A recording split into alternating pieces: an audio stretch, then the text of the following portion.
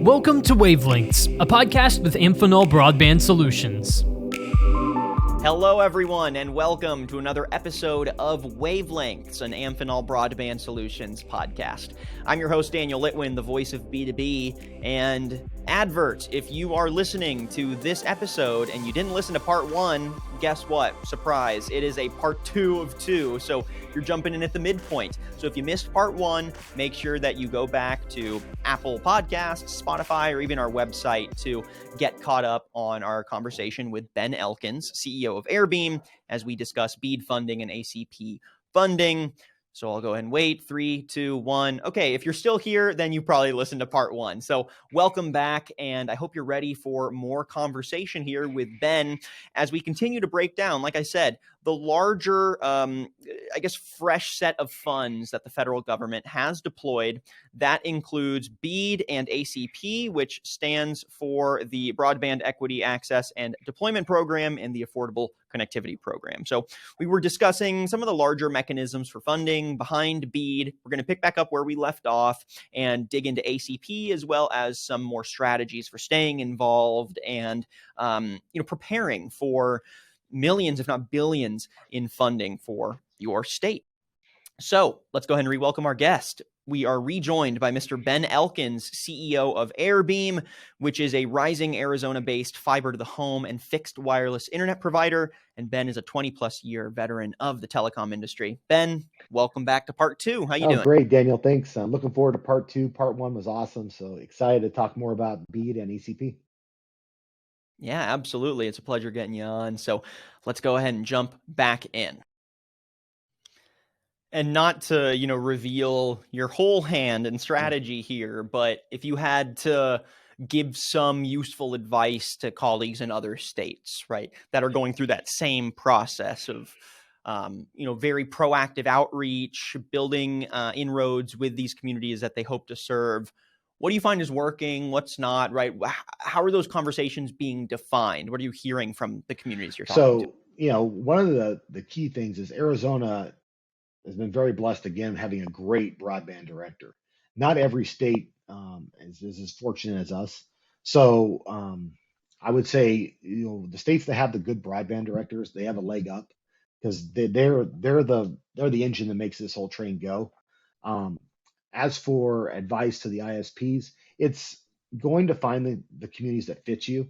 I've been to talk to folks in communities where it's been a good fit, and then I've walked away and said, you know what, I don't think that's going to be a good fit. And you can get a feel for the community and the need and what they're looking for. And there's been communities where I just was like, I think there's other companies that would fit them better. So, and there's been communities where I'm like, oh gosh, that's an absolute home run. And I think they would be a great fit. So it works both ways, right? So shaking as many hands and meeting as many folks and then putting together a list of what's realistic and that you think is a good fit for you and your company. Well, I think you brought up a good point there too, that, you're being intentional with the communities that you think would be best served by your skill set and expertise. And right. And so I think it's important for ISPs in this phase to be playing to their strengths. And even if there are some communities that like, oh man, if we got business there, it would not only, greatly benefit that community, but would also be a great, revenue driver for the company. But there's 4 other companies that are all going to be fighting for that same slice of pie. And, one of them does kind of have the edge up on us, right? I think it's important for ISPs to play to their strengths. And, if that means relinquishing one of those communities, but locking in another 3 smaller ones that actually do fit with your ethos and your skill sets, I think that's more important. So yeah, that's a great point there. I know, Daniel, I couldn't agree more. And sometimes, if you think about what's best for the community and best for the actual residents, that usually is the winning formula, because that tells the whole story. And if it's obviously has to make sense financially for the company, but usually if you think that way first, if you put them first, it usually wins. And it usually goes downhill from there. Yeah, very fair. All right. I think we've done most of our Okay. bead conversation. We're going to go ahead and switch gears here. Not quite as detailed because there's just less Right. funds and it's a smaller pool. But we also have the ACP, right, that I want to get your thoughts on. This is $14.2 billion that are set aside for, quote, qualifying low-income households, discounts on broadband service and connected devices, end quote. So can you break down the ACP compared to BEAD funding? Sure. How are they obviously different, but then also how do you see them relate, right? Where do they have some synergies? Sure. So as we talked about with Bead, right? Bead's the infrastructure, right, to bring access, fiber internet to the underserved or unserved communities. Okay. ACP is actually for any person that already has that internet access that has different kinds of means issues. It could be something as your income is at a certain level. And a cool thing about this is people would be surprised who could qualify for the ACP. It's based on income level, based on how many children in your family, and it ranges. If you have had SNAP, Medicaid, SSI, WIC, if your kids have had free lunch or discounted lunch, or if you've had Pell Grants, you qualify for ACP. And what the ACP is you get $30 off your internet bill. So let's just say, for instance, you're in a community and your internet bill is $60. Well, ACP will knock it down to $30. They do reimburse the ISP for it, so which is a great part. So the ISP still promotes it, obviously, because they're still getting their money, but it's great for the community. Another cool thing is if you are on tribal, and if you're in a tribal community, you get $75 off your internet bill. So now you're talking about getting a very good chance of getting your internet for free. Another cool thing that a lot of folks do not know about the ACP, if you do qualify for ACP, you can also get $100 off a tablet or a laptop. So another cool benefit that not many people take advantage of. And that's something I highly recommend for those folks that do qualify. And I want to give us a timely update here. We're recording this on March 7th. Don't tell anyone, I had to check the calendar real quick. We're recording this on March 7th. And literally an hour ago from when we were recording this, the Treasury Department announced that South Carolina has received funding from the ACP. It's going to connect over 31,000 homes and businesses to affordable high-speed internet. And, quote, to date, 34 states have been approved to invest approximately $5 billion of capital projects funds. So this is happening in real time. I think the final set of funding or the final announcements are going to happen by March 10th. That's at least what's announced. So, thoughts here on this round of funding based on what you've seen so far with a majority of states now having received their funding. Do you like where things are going, right? Does it seem like they are being deployed correctly in a supplementary way to BEAD? Just give us your assessment. For sure. I'm a big ACP fan. I think it's a great program. I mean, we promote it. Far as AireBeam goes, a lot of members of our communities in our rural markets do qualify at some level. So we think it's great that they can possibly get a higher speed of internet in their home for a very, very affordable price, and then possibly even get it free in certain areas. So we think that's wonderful. It helps out the families, it helps out the community, and I believe ACP will be not just a funding that's a 1 or 2 year thing. I think it'll go on for generations. I think they will keep funding it, and I think it's a great program. And I think that for the folks that need help, this is a great way. And AireBeam's 100% behind it. We've been a member, a practicing member of the ACP for a long time. We're excited about the ACP, and we try to promote it all we can. Yeah, and to your point here, again, ACP is more customer facing, right? This is funding that's meant to provide discounts, if not, a 100% rebate on accessible high speed internet access. So since it's the responsibility of the ISP or the ISPs in that area to then market that to their customers and encourage them to take advantage of this funding. Anecdotally, how is AireBeam marketing ACP, right? What sort of strategies are you using to, frame up the benefits, actually get it in front of people and get them understanding of not only what the benefits are, but how to get involved and take advantage of them? So for AireBeam's perspective, when I came on board, I thought, I knew quite a bit about the ACP, and I thought, you know what, we need to really get behind this and really promote it. I thought it was good for our community and good for us as a company. So we put it on all of our bills. So every time you get an AireBeam bill, there's an advertisement about the ACP. We also highlight it heavily on our website, promoting it. We also have it on a billboard in town as well. Um, we we have two individuals who call our customers and on dealer our kind of checkups, see how they're doing, and kind of customer service.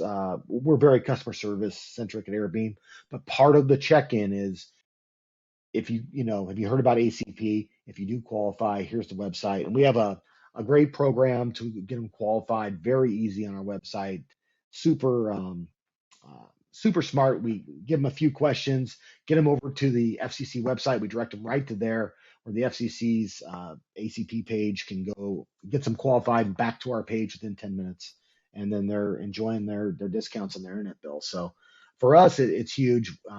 We have quite a few users who qualify. I think we're right now sitting about 92% of people that apply get qualified. So, which is a enormously high number. So we're really excited about it. We think it's a great program, and we're 100% behind it. And we try to promote it everywhere we can. We have door signs and yard signs that we put in people's yards about AireBeam. In small town America, those things work. And we mention ACP on our yard signs. Some of our marketing material always incorporates ACP. So I don't want to sound like I work for the ACP, but I feel like they're an extension of us. So. Yeah, very fair. Hey, don't underestimate the power of a good yard Right, sign. for sure. Yeah, it has definitely swayed me. It's similar to I always complain about targeted advertising, but then sometimes I'll get an ad for something and I'll say, you know what? I think I am a fan of Right. targeted advertising today. I do want to buy that. So yes, to that point, folks out there, ISPs that are listening, take advantage of these funds and do the due diligence to market them to your consumers because, as much as the Bead program and its infrastructure funding is going to benefit them, obviously, sometimes it's more important for the, user base to understand exactly how that funding is impacting them. And sometimes that is easier to do when they can quite literally feel the funds, right? Sure. My bill went from X to X. I got this amount of discount.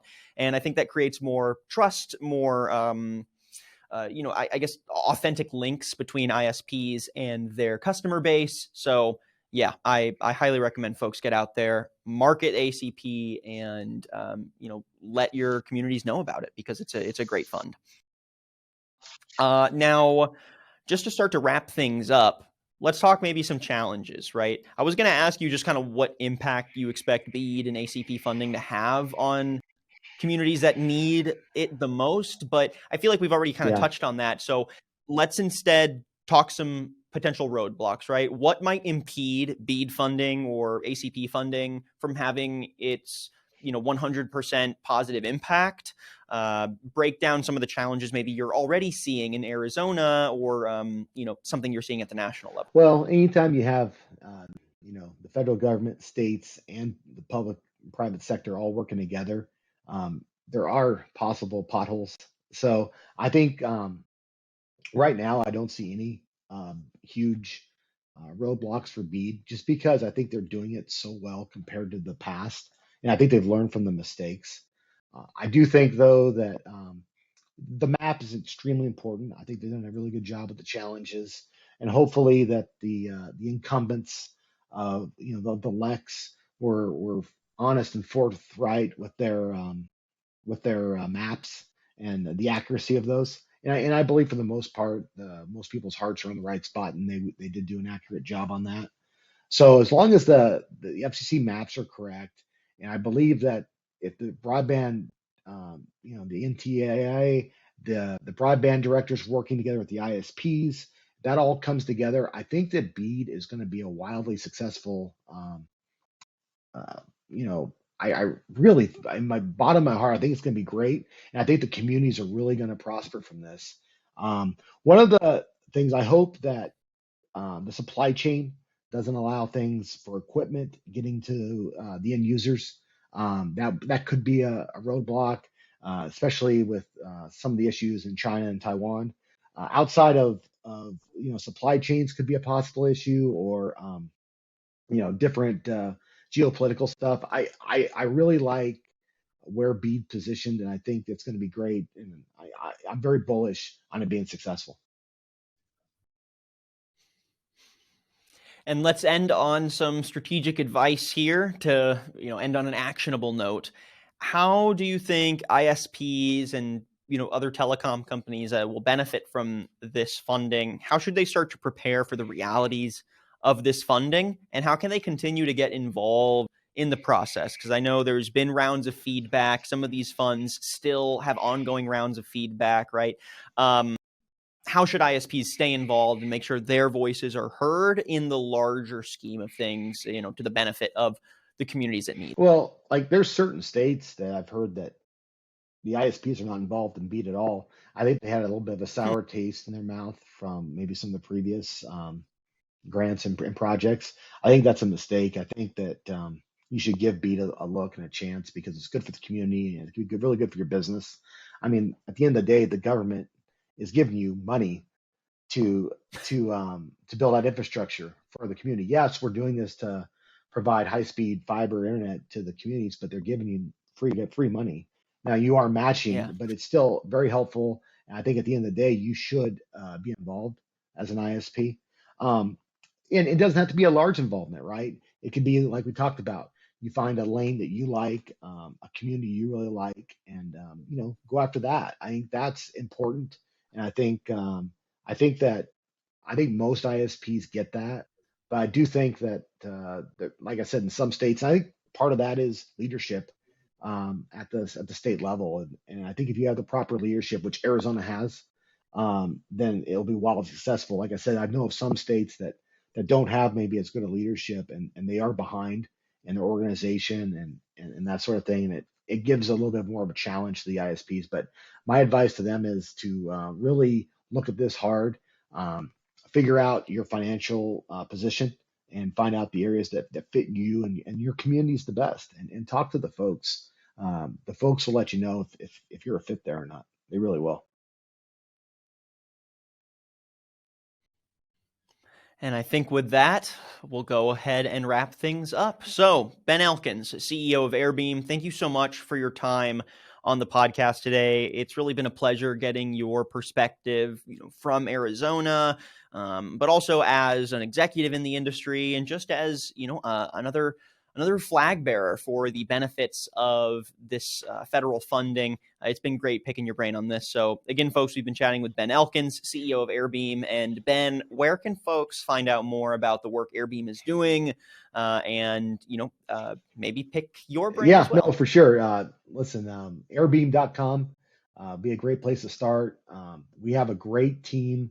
We service Pinell County in Arizona, and we are also in Maricopa County and looking to expand in other rural parts of the state. But I think AireBeam.com would be a great place to start, and we'd love to have your business. We're one of the last small-minded companies, as far as we still talk to our folks every day, but we're still growing, and we're really excited about the state of Arizona and servicing our customers every day. All right, folks, make sure you get in touch with Ben here. And if you need some advice on how to maneuver ACP or Bead funding, Ben's your guy. So, Ben, thank you again. I appreciate your insights, and we'll definitely be in touch for future conversations. Thanks a lot, Daniel. I really appreciate it. It's been a pleasure. And folks, that's it for the conversation. Thank you again for tuning in, and make sure you're heading to our website, amphenolbroadband.com, as well as subscribing to Wavelengths on Apple Podcasts and Spotify for more on our podcast and more thought leadership on trends, technologies, news, and market forces that are shaping the industry. I'm your host, Daniel Litwin, the voice of B2B, and we'll catch you on the next episode of Wavelengths.